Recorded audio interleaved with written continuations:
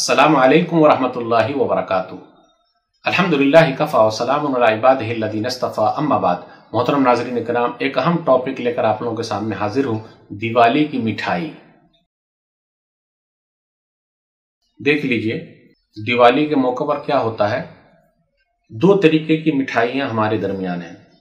Number एक मिठाई तो वो है जो देवी देवताओं पर चढ़ाकर तकसीम की जाए। एक दूसरी मिठाई वो है जो दुकान से डायरेक्ट खरीद कर तकसीम कर दी जाए। होता यह है कि जो लोग काम करते हैं तो उनके सेठ दिवाली के मौके पर मिठाई खरीद के दे देते हैं। तो ये दोनों के बारे में जरा हुक्म सुन लीजिए।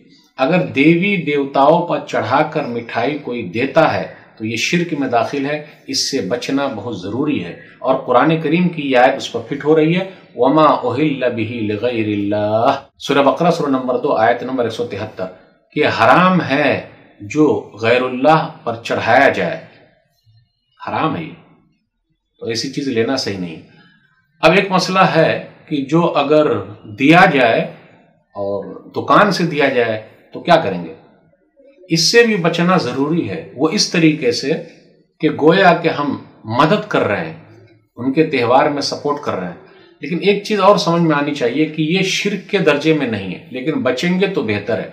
अब मसला यह है कि अगर उससे बचते हैं दुश्मनी पैदा हो जाती है, ताल्लुकात टूट जाते हैं, तो आदमी क्या करे, मजबूरी में ले ले और अपने किसी गैर मुस्लिम भाई को दे दे।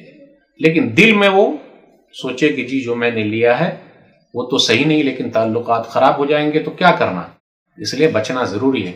इख्तलाफ नहीं होना चाहिए, परेशानी नहीं होनी चाहिए, ताल्लुकात टूटने नहीं चाहिए, प्यार मोहब्बत बरकरार रहे। तो ये चंद बातें मैंने दिवाली की मिठाई के ताल्लुक से आप लोगों के सामने रखी है।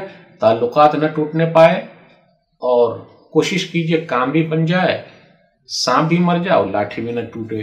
हाज़ा मा इंदी वल्लाहु आलम बिस्सवाब। वस्सलामु अलैकुम वरहमतुल्लाहि वबरकातुहू।